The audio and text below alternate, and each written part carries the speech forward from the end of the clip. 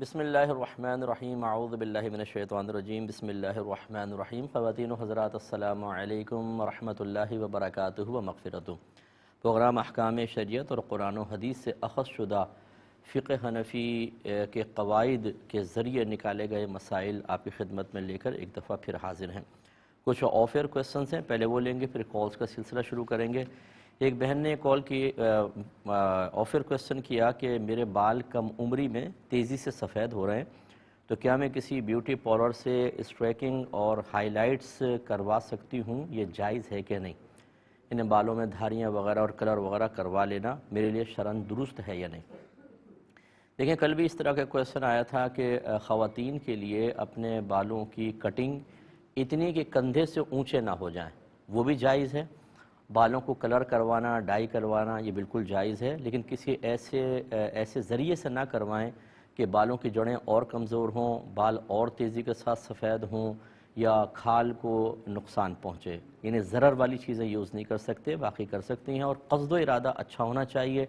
یعنی اگر شادی شدہ ہیں تو شوہر کے لیے کروائیں، غیر شادی شدہ ہیں تو اگر یہ گمان ہے کہ بال زیادہ سفید وغیرہ نظر آتے ہیں، کیونکہ عورتوں کی عقابی نگاہیں دوپٹوں کے پیچھے سے بھی سب کچھ نکال لیتی ہیں، کیونکہ یہ ماشاءاللہ اللہ نے ان کو بڑا زبردست ذہن اور بہت تیز یعنی جاسوسوں والی نگاہیں عطا فرمائی ہیں، بچی کا ایک لمحے میں پوسٹ مارٹم کر لیتی ہیں، تو پھر یہ چھوڑتی نہیں ہیں، مطلب اگر کوئی ایسی کوئی چیز ہو تو اس طرح اپنے شادی بیاہ کے معاملے میں نقصان سے بچنے کے لیے بھی کر سکتی ہیں۔ پھر ویسی بعض اوقات احساس کمتری بیدار ہوتا ہے، اسے ختم کرنے کے لیے کیا جا سکتا ہے، لیکن خالصتاً بلیک کلر یوز نہ کریں، باقی اور کوئی کلر خاتون یوز کر سکتی ہیں۔ دوسرا انہوں نے یہی کویسچن کیا، ایک اور کویسچن کیا انہوں نے کہ بیوٹی پارلر میں بعض اوقات دوسرے ملکوں کے میک اپ کا سامان اور چیزیں استعمال ہو رہی ہوتی ہیں، کیا ہم پر واجب ہے کہ ہم تحقیق کریں کہ ان کے جو اجزائے ترکیبی ہے، انگریڈینٹس ہیں، ان میں کوئی ناپاک یا حرام چیز تو نہیں ملی ہوئی، یا ہم بغیر تحقیق کے استعمال کر سکتے ہیں؟ دیکھیں، مسئلہ یہ ہے کہ ہمیں شریعت نے تحقیق کا مکلف نہیں بنایا۔ ویسے تو یہ لکھا ہے کہ اگر کہیں پہ بہت زیادہ خرابیاں جنم لے لیں اور برائیاں ہیں، لوگ حرام حلال کی تمیز بھلا بیٹھے ہوں، تو تھوڑی بہت تحقیق کرنا یہ تقوی کے پیش نظر صحیح ہے، لیکن آج کل کے دور کے اعتبار سے ہر چیز کے اندر اتنے مسائل پیدا ہو گئے ہیں کہ اگر آپ تحقیق کی طرف چلے جائیں تو آپ کی مطلب زندگی گزارنا مشکل ہو جائے گا۔ یہ جو بال پوائنٹ ہوتا ہے، اس کی سیاہی تک کے اندر الکوہل اور اسپرٹ وغیرہ ملی ہوتی ہیں بسا اوقات، یعنی اگر ہم تحقیق میں جا کر اور سختی کی طرف جانے کی کوشش کریں گے تو ہماری زندگی کا کاروبار تنگ ہو جائے گا۔ اس لیے اگر آپ کسی بیوٹی پارلر جاتے ہیں تو آپ اعتماد کر کے ان کو پروڈکٹس یوز کر سکتے ہیں۔ ہاں، کوئی اگر نہ چاہتے ہوئے بھی اور غیر ارادی طور پہ کوئی چیز سامنے آ جاتی ہے جس میں کنفرم 100% آپ کو پتہ چل جائے کہ کسی حرام چیز کی آمیزش ہو، تو تقوی یہی ہے کہ آپ بچ جائیں، رک جائیں، اور اگر آپ تحقیق نہیں کرتی، یوز کر لیتی ہیں تو اس کی شرعاً بالکل اجازت ہے، آپ کی آخرت میں کوئی گرفت نہیں ہوگی۔ ایک یہ بھائی نے کویسچن کیا کہ لڑکی تھی، اس کا نکاح اپنے کزن کے ساتھ ہوا، کچھ عرصے بعد ناچاقی ہوئی اور کزن نے اس کو طلاق دے دی، پھر اس لڑکی کا نکاح اسی کزن کے بھائی سے ہو گیا، اب یہ اسی گھر میں پہنچ گئی اور اب یہ ساتھ رہتی ہے، تو لڑکی یہ دریافت کر رہی ہے کہ جو سابقہ میرا شوہر ہے جو اسی گھر میں رہتا ہے، وہ میرے لیے محرم ہے یا نامحرم ہے، میں اسے کس رشتے سے پہچانوں وغیرہ وغیرہ، اس میں تذبذب کے عالم میں۔ پہلے میں آپ کے سوال کا جواب دے دیتا ہوں۔ مسئلہ یہ ہے کہ وہ یقینی سی بات ہے کہ نامحرم ہے، کیونکہ وہ اگر چھوٹا بھائی ہے تو دیور ہے، اور شوہر کا بڑا بھائی ہے تو جیٹھ کہلاتا ہے، اور دیور اور جیٹھ سے پردہ ہوتا ہے، اور وہ نامحرم ہے، یعنی اس سے آپ کا نکاح اگر یہ ابھی آپ کا شوہر طلاق دے دے دوبارہ اس سے نکاح ہو سکتا ہے، اور جس سے بھی نکاح ہو سکتا ہے وہ نامحرم ہے، اور جو نامحرم ہے اس سے عورت کو پردہ کرنا واجب ہے، اور خصوصی طور پہ جب کہ آپ دونوں ہسبینڈ وائف رہ چکے ہیں، یا وہ لڑکی اور وہ سابقہ کزن ہسبینڈ وائف رہ چکے ہیں، تو یہ بہت ہی نازک معاملہ ہوتا ہے کہ بسا اوقات انسان کیئر نہیں کر پاتا اور گناہ میں مبتلا ہونے کے زیادہ امکانات ہیں، لہٰذا ان سے تو بہت زیادہ دور رہنے کی ضرورت ہے۔ یہ تو ہے شرعی مسئلہ کہ آپ ان کو جیٹھ یا دیور سمجھیں اور وہ آپ کے لیے نامحرم ہے۔ اور ایک مشورہ یہ ہے کہ اس قسم کے نکاح نہ کیے جائیں، بڑوں کو خیال کرنا چاہیے، کیونکہ ہمارے مذہب نے جو دو بہنوں کو نکاح میں جمع کرنا یا خالہ بھانجی کو، پھوپھی بھتیجی کو منع کیا ہے، اس کی بڑی وجہ یہ ہے کہ یہ رشتے ایسے ہوتے ہیں، سوکن جب بن جاتے ہیں تو آپس میں قلبی رنجش ہو ہی جاتی ہے، ناچاقی ہو جاتی ہے، اور یہ چیز قطع رحمی کی طرف لے کے جاتی ہے، اور قطع رحمی یعنی رشتہ توڑ دینا بغیر کسی شرعی وجہ کے یہ حرام ہوتا ہے، اس لیے شریعت نے منع کر دیا۔ تو اس قسم کے معاملات میں کہ اگر ایک بھائی سے طلاق لی، دوسرے بھائی سے نکاح کیا، اگرچہ شرعاً بالکل جائز ہے، لیکن ایک تو بھائی سے نکاح، دوسرا بھائی اب یہ سوچتا رہے گا وہ میری زوجہ تھی اور یہ معاملہ اور وہ معاملہ، اور پھر اسی گھر میں رہنے کی وجہ سے بار بار نگاہ پڑے گی تو اس کے ذہن میں سابقہ خیالات آئیں گے، تو بہت زیادہ بگاڑ کا اندیشہ ہے۔ لہٰذا ان معاملات پر بڑوں کو اچھی طرح غور و تفکر کریں، اور ہمارا مشورہ یہ ہوگا کہ آپ یہ اگر بچی سن رہی ہے اپنے شوہر کے ساتھ الگ رہائش رکھیں، یا وہ سابقہ جو آپ کے شوہر تھے کزن وہ الگ رہائش رکھیں، ورنہ اللہ نہ کرے خدا نہ خواستہ گناہ کے امکانات بہت زیادہ ہیں ایک ہی گھر میں رہنے کی وجہ سے۔ ایک کالر ہمارے ساتھ ہیں، السلام علیکم۔ وعلیکم السلام۔ جی میرا سوال یہ ہے کہ اگر باوضو حالت میں بدن پر یا کپڑوں پر کسی جانور کا خون لگ جائے تو وضو اور کپڑوں کی پاکی نفاذ کا کیا حکم ہوگا؟ اور میرا دوسرا سوال یہ ہے کہ اگر نماز کا اتنا ٹائم رہ گیا ہو کہ وضو کریں گے تو نماز کا ٹائم نکل جائے گا تو اس جی بولیں۔ اور میرا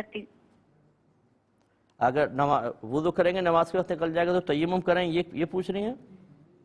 چلے میں بتاتا ہوں انشاءاللہ۔ ایک اور کالر ہیں، السلام علیکم۔ السلام علیکم مفتی صاحب۔ وعلیکم السلام۔ مفتی صاحب میرا دو سوال آپ سے ہیں۔ جی بولیے۔ بہت سارے سوال ہیں لیکن میں آپ سے تھوڑا سا سوال کرتا ہوں۔ اچھا۔ یہ کہ جو ہے نا لوگ جو ہے ٹخنے کے اوپر کالی ڈوری باندھتے ہیں اور کہتے ہیں کہ جو ہے نا اس سے نظر نہیں لگتی، اس بارے میں تھوڑا سا رہنمائی فرمائیے۔ اور مفتی صاحب ہم نے دیکھا ہے کہ ریاض سے جب ہم عمرے کے لیے جا رہے تھے تو طیف میں میقات کے مقام پہ جو ہے نا صبح 7 ساڑھے 7 بجے کے ٹائم پہ فجر کی نماز باجماعت ہو رہی تھی۔ تو ایسا تو ہم نے تو کبھی سنا نہیں ہے کہ نماز جو ہے نا قضا جماعت کے ساتھ ہوتی ہے، لیکن وہ احرام کی حالت میں لوگ کم سے کم ایک صف 30 سے 25 لوگ جو ہے ایک ساتھ اکٹھا ہو کر نماز جو ہے پڑھ رہے تھے فجر کی۔ یعنی قضا ہو گئی تھی، باجماعت پڑھ رہے تھے؟ دن میں 7:30 ہو رہے تھے، دن کا اچھا ٹھیک ہے بتا دیں۔ جی میں عرض کرتا ہوں۔ تو ایک یہ کویسچن تھا، ایک خاتون تھی، انہوں نے شوہر کی جیب سے اس نیت سے چپکے سے پیسے نکالنے شروع کیے کہ میں چلو سیونگ کرتی رہوں گی، جمع کروں گی، کسی ایمرجنسی میں کام آ جائیں گے۔ بعد میں ان کو پتہ چلا کہ اس نیت کے ساتھ بھی لینا یہ چوری ہی میں شمار ہوتا ہے، تو اب شرمندہ ہوئی ہیں، توبہ کر لی ہے، لیکن پیسے واپس کرنے کے سلسلے میں پریشان ہیں کہ اگر واپس کروں گی تو ٹرسٹ ختم ہو جائے گا شوہر کا اور گھر میں لڑائی جھگڑا فتنہ فساد ہو سکتا ہے، تو اس پیسے کا کیا حکم شرع ہوگا؟ دیکھیں سب سے پہلے تو اچھی طرح یاد رکھیں کہ جب انسان کسی اچھی نیت کے ساتھ کوئی عمل کرتا ہے تو وہ اچھی نیت کے اچھے ہونے کے لیے بھی ثبوت درکار ہے۔ یعنی کیا مطلب، اگر آپ سوچتے ہیں یار میں اچھی نیت سے کام کر رہا ہوں تو پہلے یہ امتحان لے لیں اپنا، یا معلومات لے لیں کہ جس کو میں اچھی سوچ سمجھ رہا ہوں کیا واقعی وہ شرعاً اچھی بھی ہے کہ نہیں ہے۔ اپنے ذہن سے کسی چیز کو اچھا سمجھنا، کسی کو نیکی سمجھنا، آپ کے ذہن کا کوئی اعتبار نہیں ہے، اصل ہے تعلیم قرآن اور تعلیم حدیث، اور اگر کہیں براہ راست قرآن یا حدیث میں تعلیم موجود نہیں تو فقہائے کرام کی رائے، کیونکہ حضرت معاذ بن جبل رضی اللہ تعالیٰ عنہ کو سرکار نے جب یمن کا حاکم بنا کر بھیجا تو اسی طرح پوچھا کہ اے معاذ آپ کس طرح فیصلہ کریں گے؟ عرض کیا رسول اللہ میں کتاب اللہ سے فیصلہ کروں گا۔ فرمایا اگر تم کتاب اللہ میں کوئی چیز نہ پاؤ تو؟ عرض کی کہ پھر سنت رسول سے یعنی حدیث سے کروں گا۔ فرمایا اگر اس میں بھی نہ پاؤ تو عرض کی کہ میں اپنی رائے سے پھر فیصلہ کروں گا۔ تو رحمت کونین صلی اللہ علیہ وسلم خوش ہوئے اور آپ کے سینے پہ خوشی سے ایک ہاتھ مارا بالکل ہلکے سے، اور پھر فرمایا اللہ کی بارگاہ میں عرض کی کہ یا رب کریم تیرا بڑا شکر ہے کہ تو نے رسول کے قاصد کو اس چیز کی توفیق عطا فرمائی جس سے اللہ اس کے رسول راضی ہیں۔ تو یہاں پہ دیکھیں 3 چیزیں سرکار نے بیان فرمائی ہیں، انہی کو خیال رکھنا چاہیے۔ قرآن میں بھی بیان فرمایا اطیعوا اللہ واطیعوا الرسول واولی الامر منکم، اللہ کی اطاعت کرو، رسول کی اطاعت کرو، اور ان لوگوں کی جو تم میں حکم والے ہیں، اور حکم والے سے مراد ہیں فقہا۔ تو اس لیے اپنی نیت کے بارے میں پہلے معلوم کریں، ہم غلط نیت سے کام کر لیتے ہیں اور اس کو نیکی سمجھ رہے ہوتے ہیں، گناہ ہوتا ہے، جیسے ایسا ہوا۔ اس کے بارے میں اب میں حل بتاؤں گا لیکن پہلے ایک کال لے لوں۔ السلام علیکم۔ السلام علیکم۔ السلام علیکم مفتی صاحب، میرے 2 سوالات کرنے ہیں آپ سے۔ جی بولیے۔ جی ہم 3 فیمیل آفیسرز ٹوگیدر یعنی جتھے آفیشیل ورک کے لیے میرن کے بغیر، دیکھیں آہستہ آہستہ بولیے، آپ تیزی سے بول رہی ہیں، آپ کی بات مجھے سمجھ میں نہیں آ رہی، ٹھیک ہے؟ تھوڑا سا سلو بولیے، سلو بولیے۔ سرکاری کام کے سلسلے میں ہم 3 اکٹھے خاتون آفیسرز دوسرے سٹی جا سکتے ہیں بغیر محرم کے؟ کیونکہ محرم کو لے کے جانا اس طرح الاؤ نہیں ہے باقی فیمیلز کے ساتھ۔ یہ کہاں جانا ہوتا ہے، شہر سے باہر؟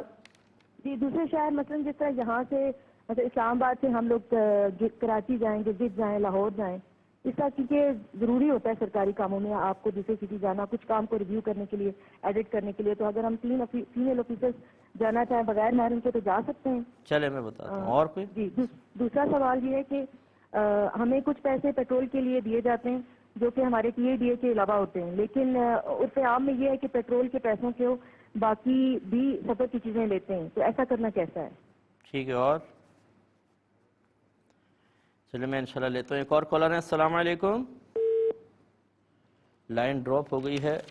تو میں آپ کی خدمت میں گزارش کر رہا تھا، اپنی بہن کو یہ مشورہ دے رہا تھا کہ پہلی بات تو یہ کہ اپنی نیتوں کے احتساب کے لیے بھی قرآن حدیث اور علماء کی رائے کو ایک معیار مقرر کریں تو پتہ چلے گا کہ صحیح ہے کہ نہیں ہے. اب یہ بہن نے سیونگ کے لیے شوہر کی جیب سے پیسے نکالے اور خود یہ مطلب کہہ رہی ہیں کہ شوہر کے ناراض ہونے کا اندیشہ اگر بتاؤں گی کہ پیسے نکالیں. اس کا مطلب ہے کہ جب پہلے پتہ تھا کہ آپ پیسے نکالیں گے شوہر ناراض ہوگا تو یہ حرام اور گناہ کبیرہ ہے، اور اگر وہ خرچہ آپ کا دے رہا ہے آپ نان نفقے کی نیت سے بھی نہیں نکال رہی تو یقینی سی بات ہے قابل گرفت ہیں. پہلی بات تو یہ کہ اس پہ اللہ کی بارگاہ میں توبہ کریں. دوسری بات یہ ہے کہ اگر یہ آپ کو غالب گمان ہے کہ پیسہ واپس کرنے پر بہت زیادہ فتنہ فساد ہوگا، بات طلاق تک بھی پہنچ سکتی ہے یا ساری زندگی کا ٹرسٹ ختم ہو جائے گا، تو پھر آپ یوں کریں کہ جتنا پیسہ آپ نے وہاں لیا ہے اس کا حساب کتاب کر لیں، یعنی کتنے پیسے میں نے لیے ہوں گے، 50,000 60,000. اور اب جو آپ کی جو جیسے کپڑے وغیرہ ہیں کبھی ضرورت ہو تو شوہر کو منع کر دیں اور آپ ان پیسوں سے کپڑے لے لیں، کیونکہ یہ شوہر پہ واجب ہے کہ آپ کو کپڑے دلائے، لیکن آپ ان سے لے لیں. لیکن وہی جو ضرورت کے ہیں، یہ نہیں کہ اب مہنگے مہنگے لے کے جلدی سے پورا کر دیں، جو ضرورت کے ہیں وہ شوہر کو. اور اسی طریقے سے کھانے پینے کی چیزوں میں بعض اوقات ان پیسوں کو استعمال کر لیں، شوہر کو نہ کرنے دیں. تو اس طریقے سے اس پیسے کو کھانے پینے اور لباس وغیرہ میں خرچ کر دیں، چونکہ نفقہ شوہر پہ واجب ہے. آپ انہیں روک کر جب یہ خرچ کریں گی تو یہ سمجھنا شوہر کا پیسہ ہی آپ پہ خرچ ہو رہا ہے، تو انشاءاللہ آپ آخرت میں بری ذمہ ہو سکتی ہیں. ایک کالر ہمارے ساتھ ہیں. السلام علیکم. وعلیکم السلام. مفتی صاحب کیا حال ہے؟ اللہ کا کرم. سر جی بڑے عرصے کے بعد کال ملی ہے. پہلی تو بات یہ ہے کہ بہت ٹرائی کے بعد یہ کال ملی ہے میری، اور مجھے آپ نے میرے نا خلا کے متعلق ایک کوشچن ہے میرا. جی بولیے، خلا پہ آ جائیے. تو جی میری وائف نے نا 2 سال پہلے مجھ سے خلا لیا تھا، لیکن میں اس پہ راضی نہیں تھا. ٹھیک ہے. تو اس نے کورٹ میں جا کے دعویٰ دائر کر دیا اور مجھے لیٹر روپے وصول ہوا، لیکن میں کورٹ میں جا نہیں رہا تھا. میں نے کہا جب میرا کوئی قصور ہی نہیں ہے تو میں خلا دینے کے لیے تیار نہیں ہوں، یا تو ٹھیک ہے یا تو کسی اچھے بندے کے پاس بیٹھ کے مجھے اس کا جواز دیا جائے تو پھر میں دوں گا، ادروائز میں یہ بتائیے کہ زوجہ نے کیا ریزن لکھی ہیں آپ کی، کیا ریزن بیان کیا؟ زوجہ نے یہ ریزن لکھی ہے کہ جی یہ مطلب یہ ہے کہ مینٹلی پاگل ہے اور یہ نامرد ہے، اور عدالت میں نا یہ جھوٹ بولا ہے. اچھا جھوٹ تھا یہ؟ نے مجھے جب طلب کیا ہے تو پھر جو ہے نا مجھ سے وائٹ پیپر پہ سائن کروانے کے بعد انہوں نے اس پہ خلا کی ڈگری جو ہے نا دائر کر دی. تو میں نے کہا یہ تو غلط بات ہے. میری ایک بچی بھی تھی، اب مجھ سے بچی کو ملنے بھی نہیں دیا جا رہا اور بچی کا خرچہ بھی لیا جا رہا ہے، جبکہ اس نے اب دوسری شادی بھی کر لی ہے. اچھا اب یہ بتائیے کہ جب آپ سے سائن لے رہے تھے تو آپ کو کیا کہا تھا، یہ کیا کاغذ ہے، کس پہ سائن لے رہے ہیں؟ نہیں انہوں نے مجھے کچھ بھی نہیں بتایا تھا، جبکہ جج نے پہلے کہا کہ آپ دونوں بیٹھ کے صلح کرو. میں نے اس کو بیٹھ کے بہت سمجھایا، وہ نہیں مانی، اور جج کو پہلے کہتی ہے کہ یہ پاگل ہے، بعد میں کہتی ہے کہ مجھے یہ ٹارچر بس ٹھیک ہے، میں کرتا سمجھ گیا. میں آپ کو جواب دیتا ہوں انشاءاللہ. حاضر ہوتے ہیں ایک مختصر سے بریک کے بعد. بسم اللہ الرحمن الرحیم. پہلے کال لیں گے پھر انشاءاللہ جوابات. السلام علیکم. السلام علیکم. جی وعلیکم السلام. مفتی صاحب میں نے آپ سے ایک سوال کرنا تھا کہ اس طرح وضو نہیں رہتا، ڈاؤٹ رہتا ہے، نماز پڑھو یا وضو بناؤ تو بہت زیادہ ڈاؤٹ رہتا ہے کہ وضو نہیں ہے، تو اس حالت میں نماز کا کیا کیا جائے؟ اس طرح بہت ساری نمازیں چھوٹ بھی جاتی ہیں اور دل بھی نہیں مانتا کہ انسان نماز پڑھے یا نہ پڑھے، تو ایسی حالت میں کوئی کہ وضو کا کوئی معاملہ سیٹ جی میں بتاتا ہوں. انسان بنا لے پھر ڈاؤٹ ختم ہو جائے. جی بتاتا ہوں انشاءاللہ. شکر ہے آپ نے اس کا وظیفہ نہیں مانگا. ایک یہ بہن نے کویسچن کیا تھا، پہلے میں یہ لے لیتا ہوں جو ابھی کیے ہیں، پھر آفر بہت سارے ہیں وہ بعد میں لے لیں گے. انہوں نے پوچھا کہ اگر انسان باوضو ہو اور پھر اس کے کپڑوں پر کسی جانور وغیرہ کا خون لگ جائے تو وضو رہے گا یا نہیں، اور کپڑے ناپاک ہوں گے یا نہیں ہوں گے؟ دیکھیں مسئلہ یہ ہے کہ وضو جو ہے وہ جسم سے کوئی شے باہر نکلتی ہے، گندگی باہر نکلتی ہے تو ٹوٹتا ہے، اور یا انسان سو جاتا ہے یا بے ہوش ہو جاتا ہے یا اس کو دورے وغیرہ پڑ گئے جیسے پاگل پن کے، تو یہ وضو چلا جائے گا. ورنہ اوپر فرض کر لیں کوئی شخص جا رہا تھا اور ایک دم گندے پانی میں گر گیا فرض کر لیں، اور کافی حصہ بدن ناپاک ہو گیا، اس سے وضو ٹوٹنے کا کوئی تعلق نہیں. وہ ظاہری بدن دھو لے، وضو قائم رہے گا. تو معلوم یہ ہوا کہ جب بدن پر گندگی لگ جائے تو وضو قائم رہ گئے، تو کپڑوں پہ لگی ہے تو وضو پہ تو کوئی فرق نہیں پڑا. اب جو کپڑوں پر خون لگا ہے تو یہ دیکھیں گے وہ خون کسی ایسے جانور کا ہے جس میں بہتا خون ہے. بہتا، جیسے مچھر مکھی بھی ہوتے ہیں، بعض اوقات مچھر بیٹھتا ہے، آپ اس کو ایک دم مارتے ہیں تو اس کا خون بھی لگ جاتا ہے. اس میں بہتا خون نہیں ہوتا، یہ خون پاک ہوتا ہے. ٹھیک ہے نا، یہ ناپاک نہیں کرتا ہے، اس کو آپ خالی صاف کر دیں. تو اگر مچھر مارا اس کا خون لگا تو پاک ہے. اس طرح کھٹمل کا جو خون ہے وہ پاک ہوتا ہے، کیونکہ بڑی قلیل مقدار میں ہوتا ہے، یہ بہنے کی صلاحیت نہیں رکھتا. لہٰذا اگر کوئی مثلا آپ نے جانور مرغی ذبح کی، اس کا بلڈ لگ گیا، یا اور کوئی مطلب جانور تھا جس کا بہتا خون تھا جو آپ کے کپڑوں پہ لگا، تو پھر کپڑے ناپاک ہوتے ہیں، ان کو آپ پاک کر لیجئے. ایک انہوں نے کہا کہ اگر نماز کا وقت انتہائی قلیل ہو اور وضو کریں گے تو نماز ہی نکل جائے گی، تو کیا ہم تیمم کر کے نماز پڑھیں یا کیا کریں؟ دیکھیں، مفتہ بہی قول یہی ہے. مفتہ بہی کا مطلب یہ ہوتا ہے کہ بعض اوقات علماء کے اقوال مختلف ہوتے ہیں. بعض علماء کے گروہ ایسا ہوتا ہے جنہیں کہتے ہیں اصحاب ترجیح. ان میں یہ یعنی ترجیح دینے والے، ایک قول کو دوسرے قول سے فائق یا بلند ثابت کرنے والے. تو یہ دلائل پہ بڑی گہری نگاہ رکھنے کی صلاحیت رکھتے ہیں. تو یہ دیکھتے ہیں کہ علماء کے اقوال میں اختلاف ہے، تو اس کی دلیل قوی ہے، یہ لے لیں. یہ انہوں نے اس قول کو گویا کہ اس قول پہ ترجیح دے دی. اب یہ پبلک میں عام کر دیا جاتا ہے. اس کو کہتے ہیں مفتہ بہی قول، یعنی فتویٰ دیا گیا اس قول کے ساتھ. تو مفتہ بہی قول یہی ہے کہ اگر نماز کا وقت قلیل بھی ہو تو ہمیں فوراً تیمم کر کے نماز ادا کرنی ہوگی. یہ نہیں ہے کہ نماز چھوڑ دیں.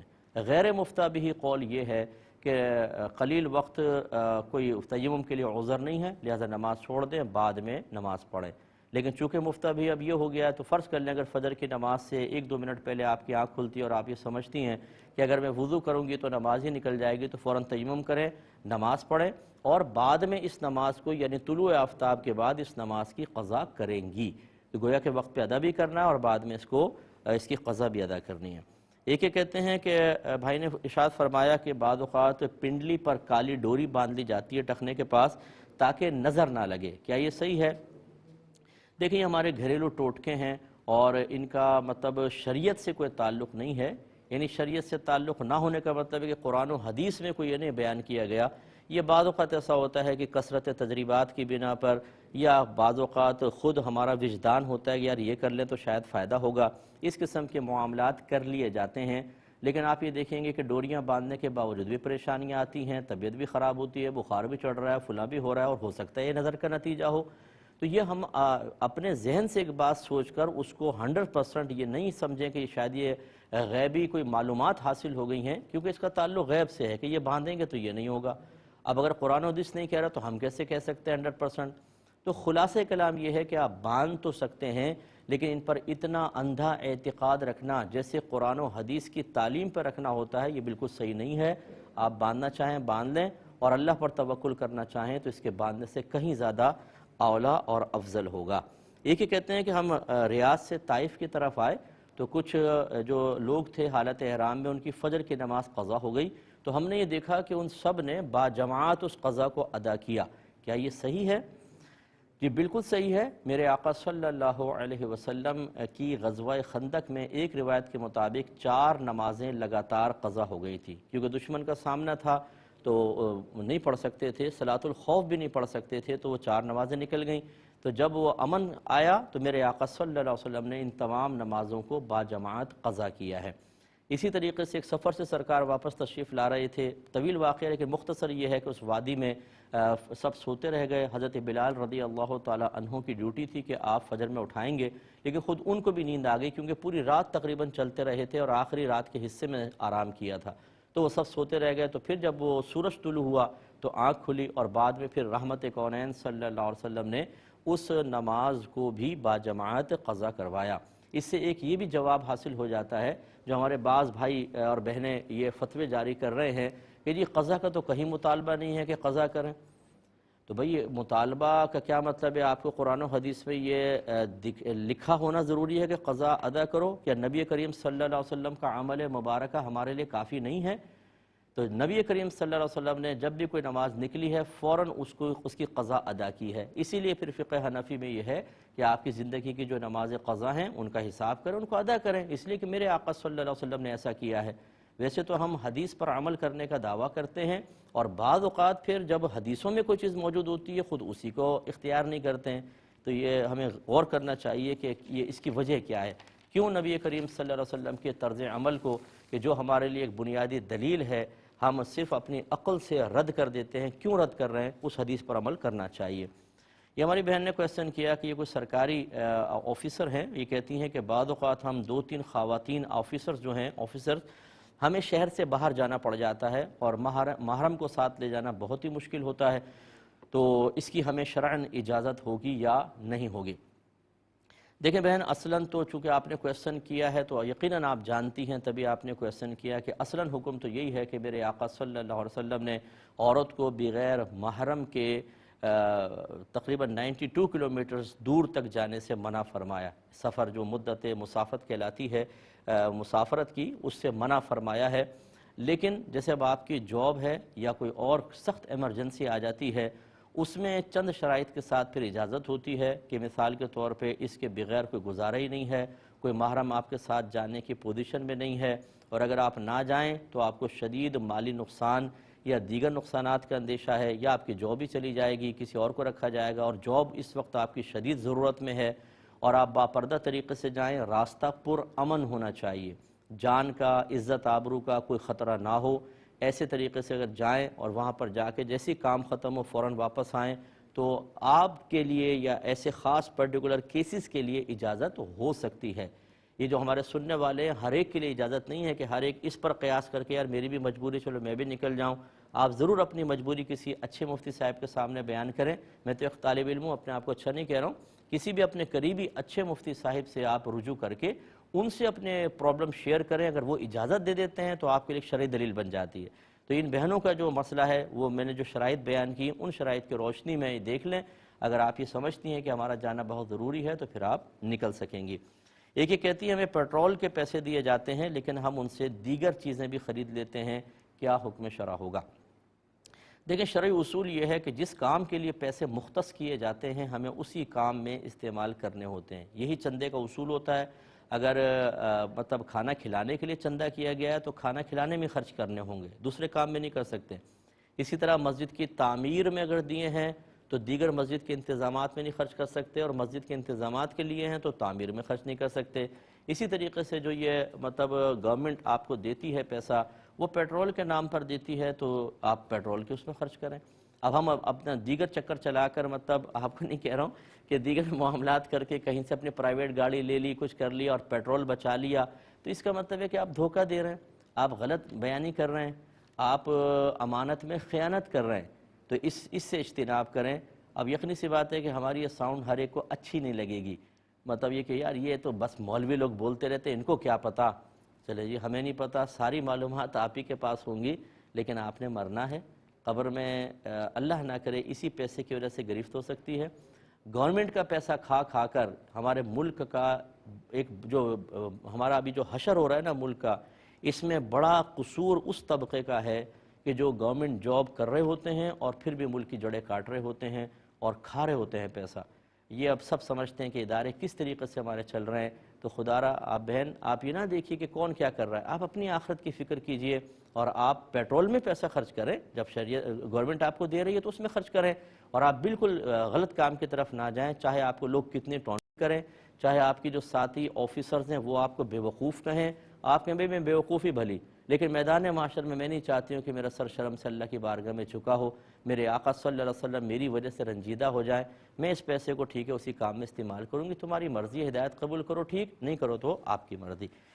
یہ بھائی کہتے ہیں کہ ان کی بیوی نے خلا کا دعویٰ دائر کیا کورٹ میں، یہ راضی نہیں تھے اور اس نے جھوٹا الزام لگایا کہ ایک تو یہ حقوق زوجیت ادا کرنے پر قدرت نہیں رکھتے ہیں، دوسرا یہ پاگل شخص ہے. تو جب میں پہنچا میں منع کرتا رہا، جج نے کہا آپ آپس میں بات کر لیں. ایک صفحہ رکھا، میں نے اس پہ سائن کر دیا، یہ کہتے ہیں مجھے نہیں پتہ تھا کیوں کروا رہے ہیں، پتہ چلا جی وہ خلا کے کاغذ بنا لیا اور بیوی علیحدہ ہو گئی، تو کیا حکم شرع ہوگا؟ پہلے میں اس کا جواب دے دیتا ہوں، کچھ اور پوائنٹ بھی اس کے بعد میں دیتا ہوں، لیکن ایک مختصر سے بریک کے بعد۔ بسم اللہ الرحمن الرحیم۔ تو میں گزارش کر رہا تھا کہ زوجہ نے جھوٹ بول کر اور ان سے غلط پیپر پہ، یعنی پیپر پہ جھوٹا سائن کروا لیا، ان کو پتہ ہی نہیں تھا یہ کس لیے ہے، یہ وکیل نے مشورہ دیا ہوگا اور انہوں نے طلاق لے لی، تو اس کی کیا شرعی حیثیت ہے پہلے میں عرض کر دیتا ہوں۔ یہ اچھی طرح یاد رکھیے کہ آپ کو کیسے پتہ چلا کہ یہ نکاح ہے، اس سے میاں بیوی ایک دوسرے کے لیے حلال ہو جاتے ہیں، یہ طلاق ہے، اس سے دوبارہ حرام ہو جاتے ہیں، کیسے پتہ چلا؟ یقینی سی بات ہے کہ شریعت نے بتایا۔ اس کا مطلب ہے کہ ایک اجنبی مرد و عورت کا ایک دوسرے کے لیے حلال ہونا یہ معلومات شرع پر اور اجازت شرع پر موقوف تھا، اور اسی طرح ان دونوں کا جدا ہونا، ایک دوسرے پر حرام ہونا، یہ بھی شریعت کی وجہ سے ہی ہمیں معلوم ہوا۔ تو اب خلا کے مسئلے میں بھی ہم ایسا کیوں نہیں کرتے کہ اس پر پہلے فتویٰ لیں، علماء سے معلوم کریں، مفتیان کرام سے، کہ کیا شریعت ون سائیڈڈ خلا جو جج نافذ کرتا ہے اسے مانتی ہے یا نہیں مانتی؟ یہ اچھی طریقے سے ہمیں کرنا چاہیے۔ ہم بعض اوقات اس کی پرواہ نہیں کرتے ہیں اور ہم کورٹ سے خلا لے لیتے ہیں، وہ ہر صورت میں نافذ نہیں ہوتا ہے۔ تو اب یہاں صورتحال یہ پہلے اچھی طرح یاد رکھیں کہ جب پیسے کے بدلے میں طلاق دی جائے اس کو خلا کہتے ہیں، چاہے لفظ طلاق سے دے، اور بغیر پیسوں کے دے گا تو اس کو طلاق کہا جاتا ہے۔ پہلی بات تو یہ، اور ان دونوں میں شوہر ہی طلاق دے گا، شوہر ہی خلا دے گا، کوئی تھرڈ پارٹی بیچ میں نہیں آ سکتی، پہلا تو اصول یہ یاد رکھیے۔ اچھا، دوسرا یہ ہے کہ فرض کر لیں کہ شوہر واقعی ظالم ہے، زانی ہے، جواری ہے، بیوی کو نان نفقہ نہیں دیتا، حقوق زوجت ادا نہیں کرتا، یہ حقیقت پر مشتمل ہو، تو پہلے شوہر سے کہا جائے گا بھئی آپ طلاق دیں، کسی کی بچی کو کیوں ظلم میں رکھا ہوا ہے، یا خلا دیں، چلے مہر معاف کروا لیں، تھوڑا پیسہ لے لیں، چھوڑ دیں بچی کو۔ وہ نہ مانے تو پھر آپ کورٹ سے رجوع کریں، جج کو بتائیں، پھر بچی کو مسلسل ظلم سے بچانے کے لیے اگر شوہر راضی نہیں بھی ہو رہا تو جج شوہر کے قائم مقام ہو کر اس نکاح کو ختم کروا سکتا ہے، جس کو کہتے ہیں فسخ نکاح۔ یہ خلا ہوتا ہی نہیں حقیقتاً، خلا تو میں نے آپ کو بتایا پیسے کے بدلے میں ہے، کورٹ سے جو ہوتا ہے وہ فسخ نکاح ہوتا ہے، جس کو عرف عام میں خلا کہہ دیتے ہیں، تو یہ نافذ ہو جائے گا کیونکہ بچی کو مسلسل ظلم سے بچانا ہے۔ لیکن اگر ظلم ہی نہیں ہے تو پھر یاد رکھیں اصول اپنی جگہ رہے گا کہ شوہر طلاق اور خلا دے گا تو یہ بچی اس کے نکاح سے نکل سکتی ہے، ورنہ شریعت نے کوئی صورت بتائی نہیں۔ جب بتائی نہیں تو آپ کیسے اپنے ذہن سے کوئی صورت متعین کر کے اس پہ عمل کر کے اور یہ سمجھے کہ میں نکاح سے باہر ہو گئی؟ یہ نہیں ہو سکتا۔ اچھا، ججز کا اس لیے قصور نہیں ہے کہ ان کے سامنے تو جو سچویشن رکھی جاتی ہے وہ اس کے پابند ہے، وہ پڑھتے ہیں، کیس کو دیکھتے ہیں اور اس کے بعد وہ فیصلہ کر دیتے ہیں، تو اس لیے زیادہ تر قصور جو ہوتا ہے ہمارے وکیل بھائیوں کا ہوتا ہے۔ کوئی سن رہے ہوں تو ناراض نہ ہوں کہ یہ الٹے سیدھے مشورے دیتے ہیں کہ تم جھوٹا الزام لگاؤ، یہ کہو تو اپنی جان چھڑا سکو گی ورنہ نہیں، اور اسی طرح یہ دھوکہ دہی کہ وائٹ پیپر پہ اس سے سائن لے لیا اور اوپر میٹر بعد میں لکھ دیا اور بیچارہ وہ پھنس گیا۔ تو اس طرح جھوٹا سائن کروانے سے بھی خلا نہیں ہوگا کیونکہ اس کو پتہ ہی نہیں ہے، وہ راضی نہیں ہے اس کے اوپر، اسے معلوم نہیں کیا لکھا تھا اور آپ نے اس پہ سائن کروا لیا، تو بالکل یہ خلا نافذ نہیں ہوگا۔ تو نتیجہ کیا نکلا کہ وہ عورت ابھی تک آپ کے نکاح میں ہے، اگر اس نے دوسرا نکاح کیا باقاعدہ ایجاب و قبول، وہ ہوگا ہی نہیں، ایجاب و قبول بیکار ہے۔ یہ اچھی طرح یاد رکھیں کہ چیزوں کے دو وجود ہوتے ہیں، یہ بھی سمجھ لیں، ایک حسی وجود ہوتا ہے، ایک شرعی وجود ہوتا ہے۔ حسی وجود کا مطلب کہ فزیکلی آپ دیکھ رہے ہیں، اور شرعی وجود کا مطلب کہ شریعت بھی اس چیز کے وجود کو تسلیم کرے۔ جیسے مثال کے طور پہ ایک لڑکی سے کسی مرد کا نکاح ہوا، لوگ دیکھ رہے ہیں کہ جی ایجاب و قبول ہو رہا ہے، گواہ موجود ہیں، یہ حسی وجود ہو گیا، اور شریعت اس نکاح کو مانتی بھی ہے کہ گواہ ہیں، ٹھیک ہے، لڑکا لڑکی راضی ہیں، ماں باپ وغیرہ سب ہیں، رشتہ دار ہیں، ٹھیک ہے، نکاح ہو گیا، تو اس کا شرعی وجود بھی ہو گیا۔ لیکن بعض اوقات حسی وجود ہوتا ہے، شرعی وجود نہیں ہوتا۔ جیسے معاذ اللہ ثم معاذ اللہ اگر کوئی اپنی سگی بہن کے ساتھ نکاح کرے اور دونوں ایجاب و قبول کر بھی لیں، فرض کر لیں، تو حسی طور پہ تو آپ کو نظر آ رہا ہے کہ نکاح ہو رہا ہے، لیکن کیا شریعت اس کے وجود کو مانے گی؟ نو، شریعت کہے گی نکاح باطل ہے، ہوا ہی نہیں، چاہے لاکھ ایجاب و قبول کر لیں۔ اسی طریقے سے یہ ہے، یاد رکھیں کہ جب کورٹ سے اس نے جھوٹ بول کر خلا لے لیا ہے یا فسخ نکاح کا سرٹیفکیٹ حاصل کر لیا ہے، تو یہ حسی وجود تو بظاہر نظر آ رہا ہے لیکن اس کا شرعی وجود نہیں ہے، لہٰذا یہ وہ عورت آپ کی منکوحہ ہیں، دوسرے شخص سے اس کا نکاح ہوا ہی نہیں، کیونکہ منکوحہ کا نکاح نہیں ہو سکتا کسی سے، اب ان کا جو کچھ معاملہ ہو رہا ہے وہ سب گناہ کبیرہ ہے۔ آپ خود سمجھ سکتے ہیں اجنبی مرد کے ساتھ رہنے کا کیا وبال ہوتا ہے، تو یہ سارا کا سارا معاملہ، اور یہ کس لیے ہے؟ شریعت کو پیش نظر نہ رکھنے کی بنا پر۔ جتنے ایسے لوگ ہمیں سن رہے ہیں جنہوں نے اپنی بچیوں کو خلا دلوایا ہے، ایسی خواتین اگر ہمیں سن رہی ہیں کہ انہوں نے از خود کورٹ سے جا کر ون سائیڈڈ فسخ نکاح کروا لیا ہے، خدارہ ایک دفعہ اس پہ فتویٰ لے لیں، ایسا نہ ہو کہ آپ ساری زندگی گناہ کرتے رہیں، یا ماں باپ اپنی بچیوں کو گناہ کرواتے رہیں اور پھر میدان محشر میں پتہ چلے کہ آپ نے اپنے بچوں کو پوری زندگی گناہ میں اور حرام میں مبتلا کروایا تھا، وہاں آپ کا کم علمی کا عذر نہیں چلے گا۔ یاد رکھیں ہماری شریعت میں کم علم عذر نہیں ہے، تو لہٰذا فوراً سے پیشتر اس پہ فتویٰ لیں اور پھر دیکھیں کہ آپ نے صحیح کیا تھا یا نہیں کیا تھا، ورنہ وبال آخرت کا بہت زیادہ ہے۔ تو ایک تو یہ خلا کا میں نے آپ کو بتایا۔ دوسری بات یہ کہتے ہیں کہ خرچہ مجھ سے بچی کا پورا لیتی ہے لیکن مجھے بچی سے ملنے نہیں دیتی۔ تو دیکھیں نفقت و باپ پر اس وقت تک بچی کا واجب رہے گا جب تک کہ بچی بالغہ نہ ہو جائے، اور پھر اگر اس کے کوئی ذریعہ آمدنی نہیں ہے تو جب تک شادی نہ کریں باپ کو دینا ہوگا، یہ تو باپ پہ نہ نفقہ ہوتا ہے۔ لیکن بچی سے نہ ملنے دینا یہ حرام اور گناہ کبیرہ ہے۔ یاد رکھیں یہ قطع رحمی ہے، اور قطع رحمی حرام اور گناہ کبیرہ ہے، یعنی آپ نے رشتہ توڑ دیا۔ تو یہ اچھی طرح ہمارے وہ بھائی بہن بھی یاد رکھیں، جیسے بعض اوقات سپریشن ہو جاتی ہے، طلاقیں ہو جاتی ہیں، تو بیوی بچوں کو لے کے چلی جاتی ہے، شوہر سے نہیں ملنے دیتی، اور بعض اوقات شوہر بچوں کو لے جاتا ہے اور ماں سے نہیں ملنے دیتا۔ یہ سخت گناہ ہے، اتنا بڑا گناہ ہے کہ آپ کی جنت کی راہ میں رکاوٹ ہے۔ بس سمجھ لیں وہ قطع رحمی کرنے والا جنت میں نہیں جائے گا۔ نبی کریم صلی اللہ علیہ وسلم نے واضح فرمایا، یعنی ڈائریکٹ نہیں جائے گا۔ اللہ تعالیٰ اگر معاف نہ فرمائے، راضی نہ ہو، تو پہلے جہنم کے پتہ نہیں کتنے ہزار سال بھگتنے پڑیں گے، اس کے بعد پھر شاید جنت میں جانے کا موقع مل جائے۔ اس لیے یہ بہن گناہ کر رہی ہیں، ان کو شرم آنی چاہیے۔ اس کے علاوہ جب یاد رکھیں ماں شادی کر لے، اگر وہ جو بچہ ہے اس کے محرم سے شادی کی ہے، جیسے دیور سے شادی کر لی، جیٹ سے کر لی، تو وہ بچوں کے لیے چچا یا تایا بنے گا اور ان کا آپس میں رشتہ حرام ہے، تو وہ بچی کی پرورش کی حقدار رہتی ہے۔ لیکن اگر ماں اجنبی شخص سے نکاح کر لے تو یاد رکھیں کہ حق پرورش اس کا سلب ہو جاتا ہے۔ اب یہ ذمہ داری آئے گی نانی کے دادی کے پاس آئے گی، یا نانی کے پاس آئے گی، یا پھر اگر وہ نہیں کرتے تو باپ کے پاس آئے گی۔ تو لہٰذا یہ بھی خلاف شرع وہ کام کر رہی ہیں۔ تو ہمارے سننے والے یہ ملاحظہ کر رہے ہوں گے کہ جب شریعت کا علم نہیں ہوتا تو انسان پے در پہ کس قدر زیادہ گناہ کبیرہ میں مبتلا ہوتا ہے۔ میرے پروگرام کو اس کمنگ مارچ جو آئے گا انشاءاللہ 2020 میں پورے 16 سال ہو جائیں گے، 4 مارچ کو 16 سال ہوں گے، اور 16 سال سے میں مسلسل ہی عرض کر رہا ہوں کہ علم سیکھیے۔ علم نہیں سیکھیں گے آپ قدم قدم پر گناہ کبیرہ کریں گے۔ خدا را اپنے آپ کو سمجھدار نہ سمجھیں، دین عقل سے حاصل ہوتا تو انبیاء علیہ السلام کو بھیجنے کی حاجت ہی نہیں تھی۔